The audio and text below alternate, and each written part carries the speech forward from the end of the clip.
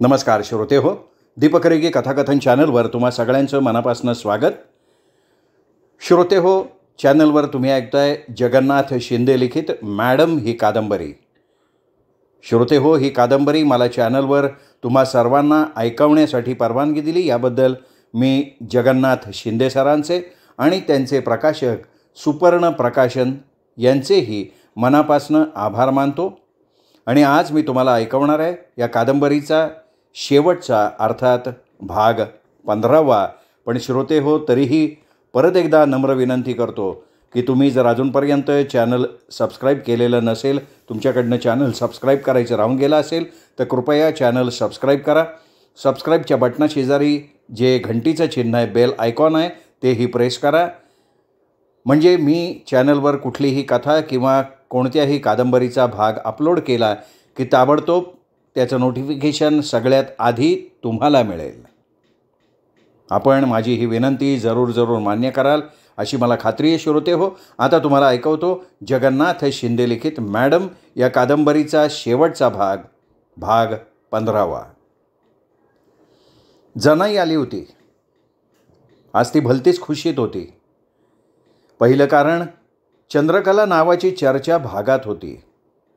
चंद्रकला नावाला प्रतिष्ठा होती. अनेक वर्तमानपत्रांच्या पहिल्या पानावर तिचा फोटो होता.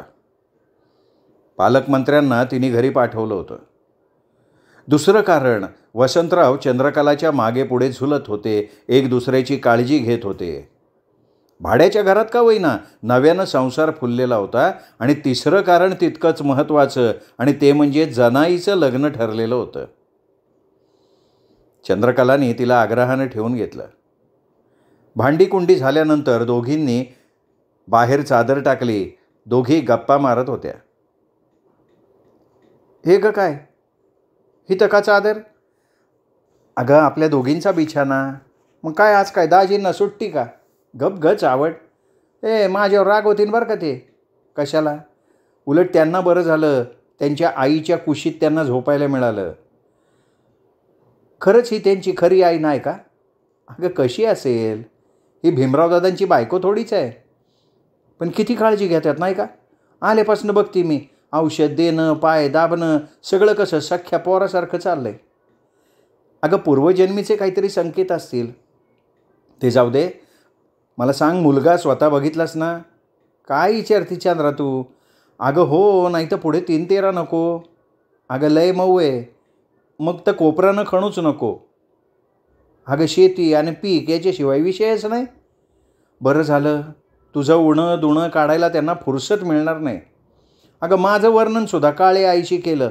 म्हणतो कसा, काळी आई जशी शेतकऱ्याला प्रिय असते तशी तू मला. दोघी केवढ्यांदा तरी हसल्या. राजकारणात पडू देऊ नको हां. का गं? अगं आजचं राजकारण काय राजकारण आहे का? ध्येय नाही, स्वच्छ प्रतिमा नाही, शी. आणि तू कधी सोडणार राजकारण? माझा पूर्ण काळ झाल्याशिवाय तरी नाही. कसलंही नासकं कुचकं असलं ना तरी मी काही पळ काढणारी नाही. हा गं तुझ्या सासरेचे भीमराव दादा यादव, त्यांचा तर कणाच मोडला की तू. अगं कणा मोडला तरी राजकारणी माणसाची वळवळ नाही थांबत. म्हणजे काहीतरी उपद्व्याप करणार ते. त्यात वर्मी घाव घालायला माने आहेतच त्यांच्या मदतीला. सावध राहा गं बाई. चंद्रकला बोलली नाही. उशीवर डोकं ठेवून आडवी झाली. झोप आता तू. जनाई आडवी झाली. चंद्रा, अगं तुझा ना बाबांना लय अभिमान वाटतो बरं का.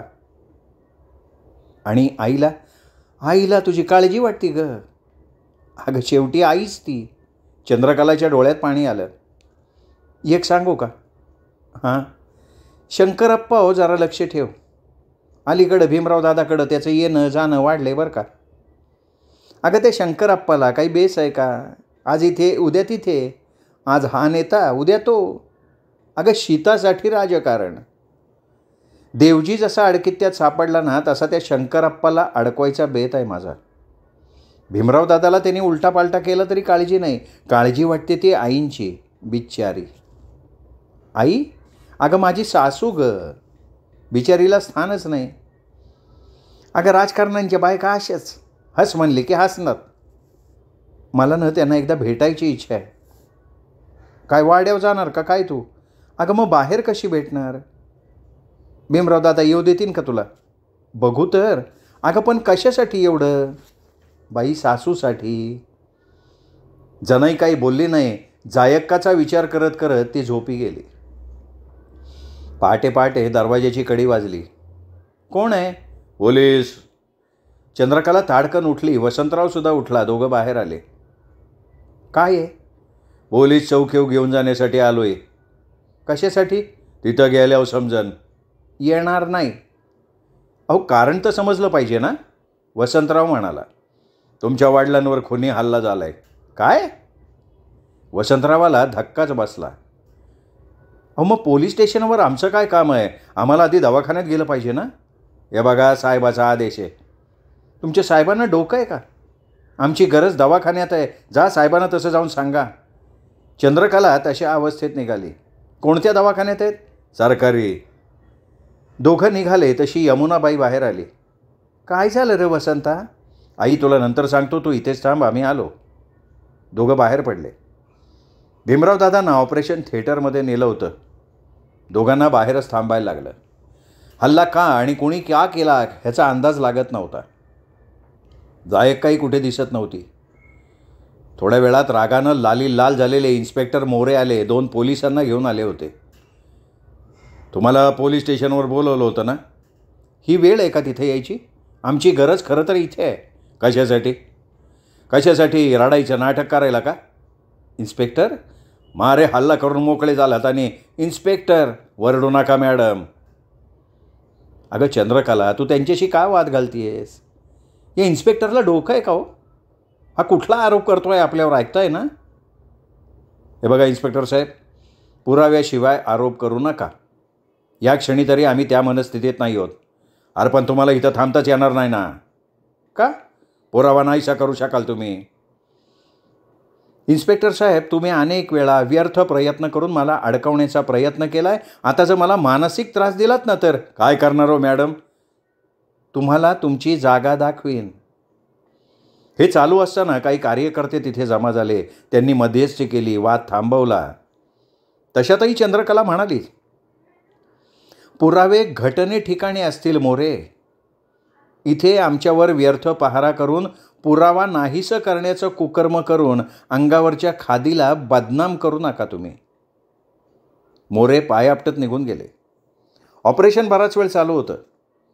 आत्तापर्यंत गावभर बातमी झाल्यामुळे शेकडो लोक दवाखान्याच्या बाहेर उभे होते. ऑपरेशन थिएटरमधनं डॉक्टर बाहेर आले. चंद्रकला पुढे झाली. डॉक्टर, डोक्यावर कुऱ्हाडीची खोलवर जखम आहे. आम्ही प्रयत्न केला आहे. यश येईल असा विश्वास करू. म्हणजे डॉक्टर? मेंदूला इलाज झाली आहे. 100% नाही खात्री देता येणार. वसंतराव आणि चंद्रकला बधीर झालेले होते. भीमरावदादांना रूममध्ये नेण्यात आलं. भीमरावदादा शुद्धीवर नव्हते. सगळ्यांना बजावलं. हे बघा पेशंट अतिदक्षता विभागात आहे. एकाही माणसाला पेशंटजवळ थांबता येणार नाही. दोघेही बाहेर आले.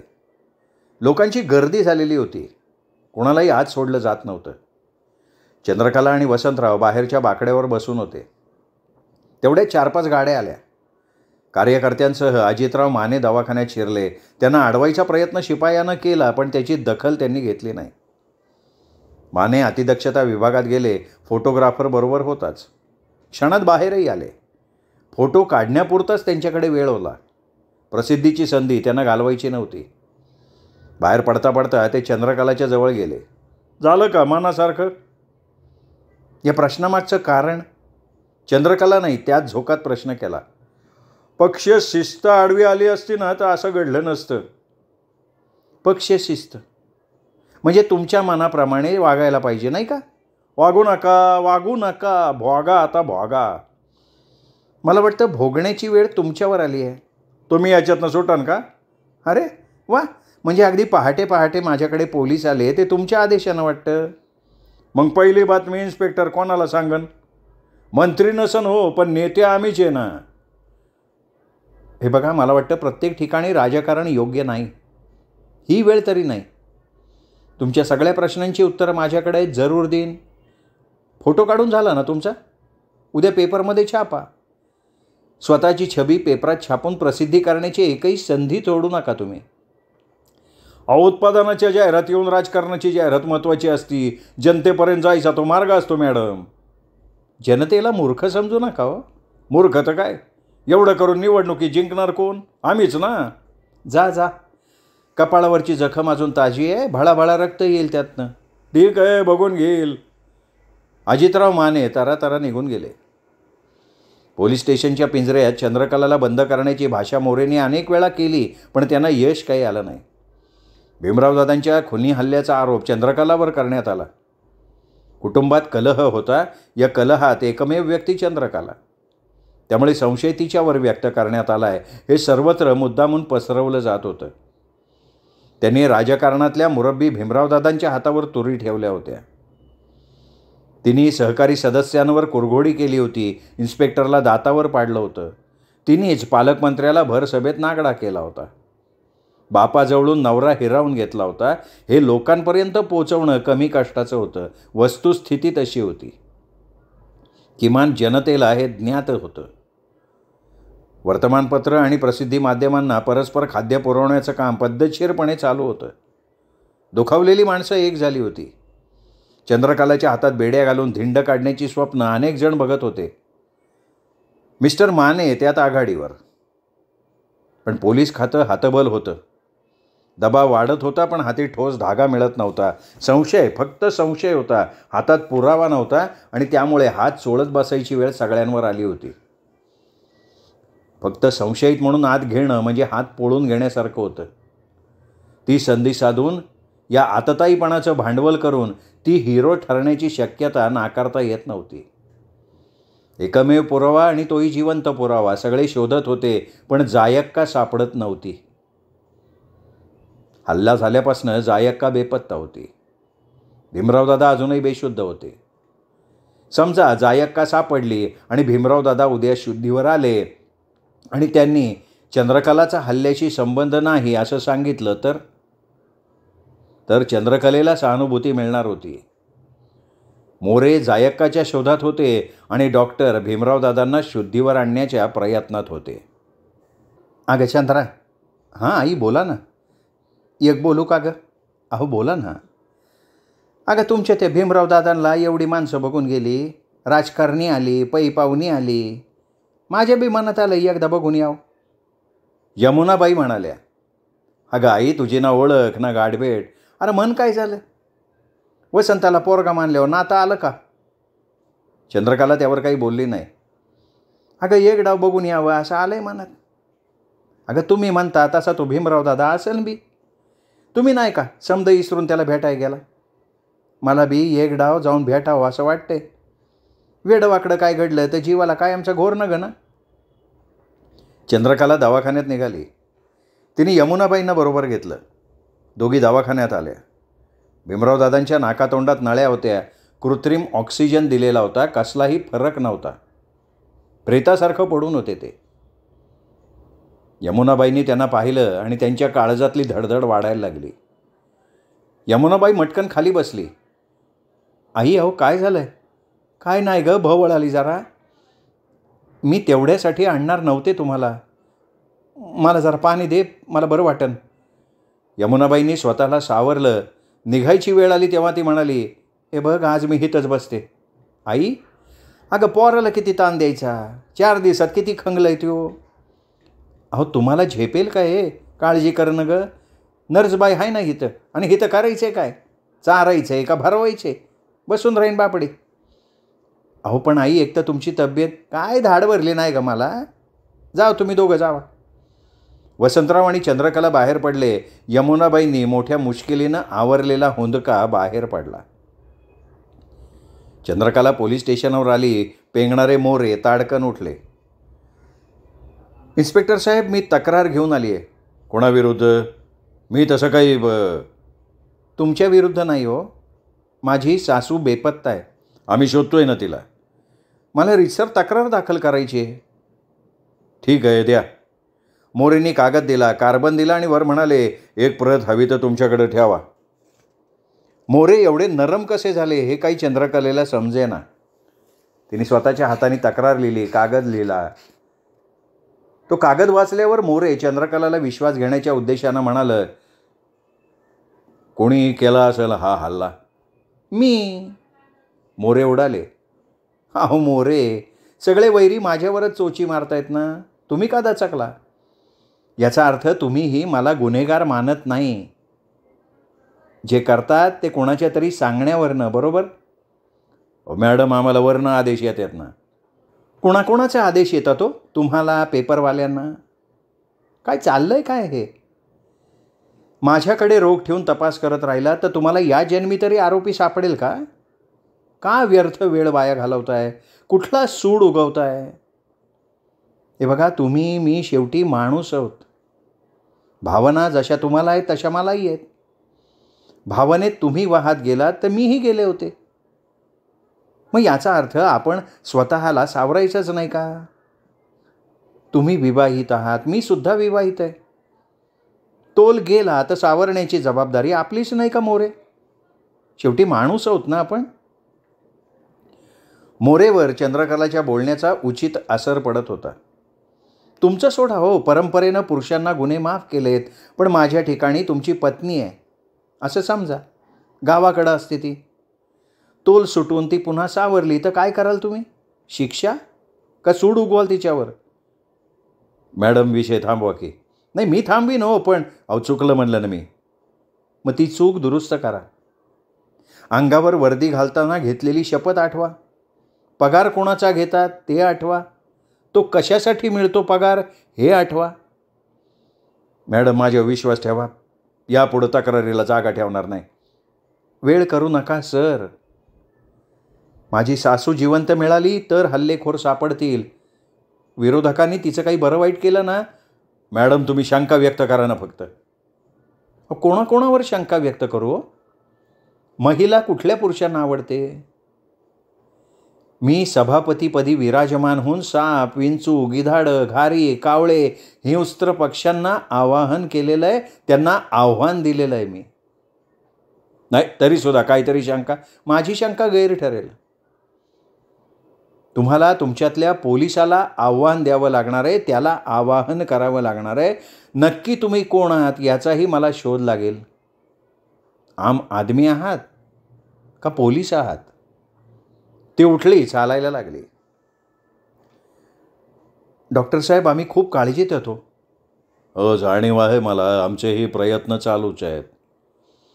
एवढ्या दिवसात ते शुद्धीवर यायला हवे होते ना. मॅडम, मेंदूला झालेल्या इजेबाबत टाईम लिमिट नाही ना. तरीही काही. डॉक्टर विचारात पडले. बराच वेळ विचार करून म्हणाले, त्यांच्या अतिशय जवळचं कोण आहे? तसं म्हणजे? त्यांचा आवडती व्यक्ती. नाव सांगा. जास्तीत जास्त काळ त्यांच्या सहवासात ठेवा. त्यांच्या आवडीच्या क्रिया करा. सर, त्यांना सगळ्याहून प्रिय राजकारण होतं. मग राजकारणातले सहकारी नाव सांगू शकता?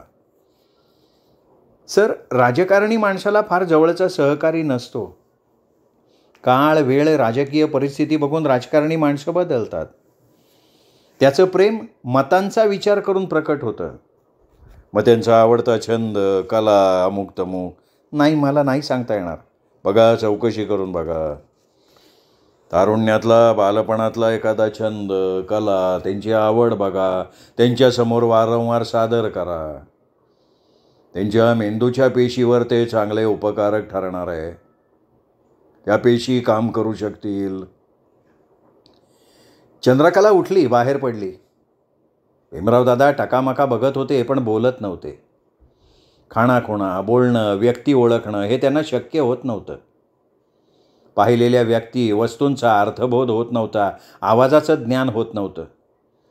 ते बोलत नव्हते. शरीराची हालचाल होत नव्हती. ताठरलेले डोळे तेवढे उघडे होते. चंद्रकला पेशंटच्या रूममध्ये आली. काय म्हणले ग डाक्टर? प्रयत्न चालू आहेत म्हणाले. अगं, पर तुझं तोंड का उतरलंय? यमुनाबाईंनी काळजीने विचारलं. तुम्हाला सांगून उपयोग काय? त्यांच्याशी बोलते. अगं बाया, एवढी परकी आहे वय मी? तसं नाही हो. त्यांच्या आवडी निवडी तुम्हाला काय माहिती असणार? त्यांचे छंद, त्यांची आवड माहिती आहे का तुम्हाला? डॉक्टर म्हणाले त्यांच्या आवडीचं वातावरण तयार झालं ना तर चांगलं. अगं ते माझ्या सोपव की पोरी. यमुनाबाई उत्साहात आल्या. तुमच्यावर? वय वय माझ्या, मला माहिती आहे की. तुम्हाला काय माहिती हो? तुम्ही आत्ता 4-8 दिवसात बघितलं त्यांना. यमुनाबाई गप्प झाल्या. अहो मी सून म्हणून एवढी वर्ष त्यांच्याबरोबर राहते, तरी मला त्यांच्या बालपणाच्या तारुण्यातल्या आठवणी माहिती नाही आहेत. ए बघ पोरी, मला त्यातलं काय बी कळत नाही. वळख पाळख मी बी जाणत नाही, पण मी कलावंत आहे, कलावंत. फडाव आयुष्य गेलं आहे माझं. रडवायचं हसवायचं मला चांगलं कळतं आहे. काळजी करू न गं, माझी सगळी कला पानाला लावते का नाही बघ. चंद्रकला ऐकत राहिली. अगं पोरी, तुझा सासरा माझा कोणी नाही का तो? तुम्ही माझ्यासाठी एवढं करताय. काय बोलणार चंद्रकला? वसंता येऊन गेला, मला म्हणतो कसा घरी चल, आता तुमच्या मागं कामं नाही का? तिथं मिठू मिठू बघत बसायचं, ही तर बरी आहे की मी. अहो पण मला तुमच्या तब्येतीची काळजी. पुन्हा तेच आहे का? हे बघ, तुम्ही मारेकरी कोण आहे ते बघा, त्याच्या मागं लागा, तो शोधा. मी हाय इथं, काळजी करायचं कारण नाही.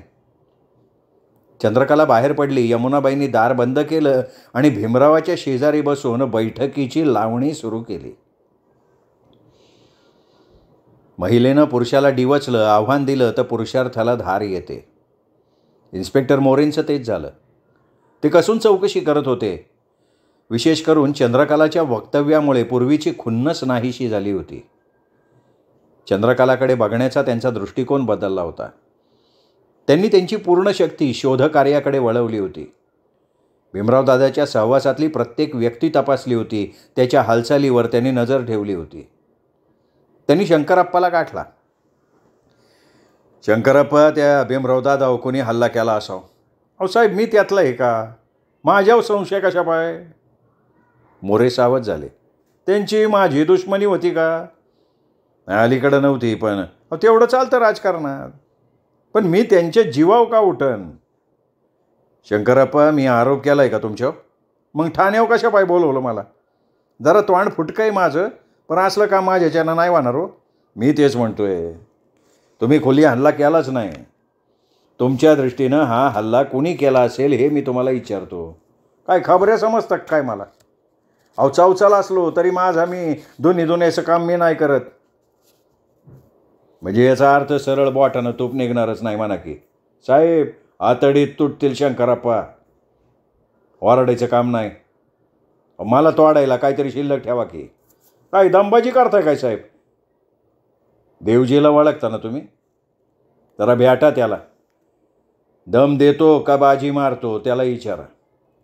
भजी करतो, भाजी करतो आणि वर भजन बे करायला होतो. तुम्हाला काय वाटलं मला कोणाचा आधार नाही वे? आधारामुळं तर तुमचा आवाज वाढला हे कळतंय मला, पण टायरमध्ये घातलं ना तर कोण येत नाही आधाराला. साहेब हे बघा, संशयानं गरज आळवू नका. ठीक आहे, बघू. बघा ना, बघाच. शंकरप्पा उठला. काय निघाला कुठं शंकरप्पा?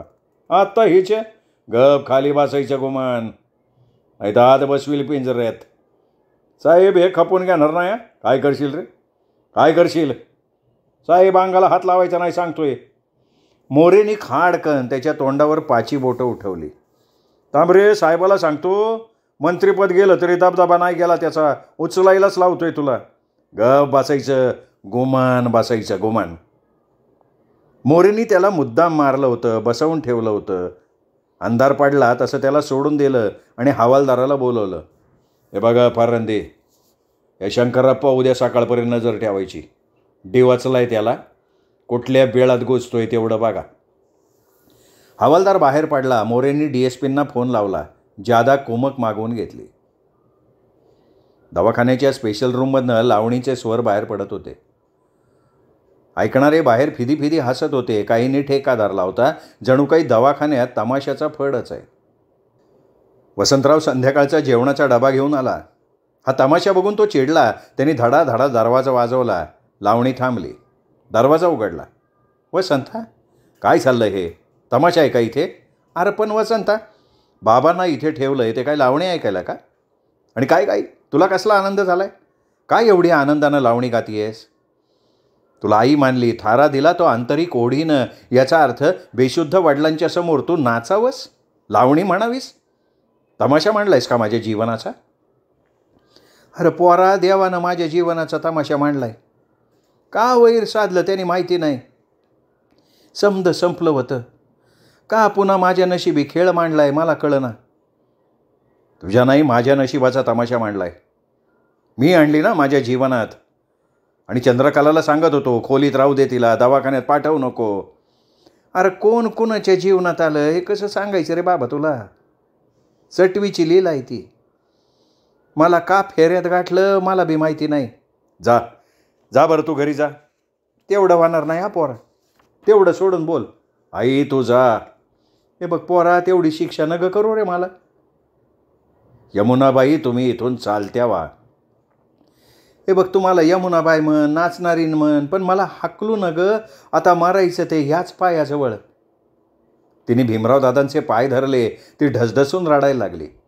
यमुनाबाई नाटक करू नको. अरे नाटक म्हण, गवळणीनंतरचा वग म्हण, पण मला हाकलू न ग. चालती हो म्हणतोय ना. वसंता पोरा. तिने त्याचे पायच धरले. कोण कोणाचा पोरगा. अगं तू एक. अरे हाय तामसगिरीन मी, पण पोरा मी तुझी खरी आई आहे. काय ओहे पोरा. अरे तुझ्या या बापाला विचार की. बाप शुद्धीवर नाही याचा फायदा घेतेस का. अरे तसं नाही पोरा. तर ते शुद्धीवर येईपर्यंत तरी तू माझी आई नाही. त्यांच्या तोंडून ऐकायचे तुला. ऐक ऐक ऐक. अरे देवा, कसली परीक्षा घेतो र देवा. तिने वर बघितलं. देवाला हात जोडले. देवा देवा, या वसंताची खरंच मी आई असन तर खरं खोटं सांगाय त्याचा बाप सावपा होईन. देवा, माझ्या लावणीचं ताकद असन तर त्याला तू बोलता करशील. देवा, माझा एवढा अर्ज स्वीकार कर रे बाबा.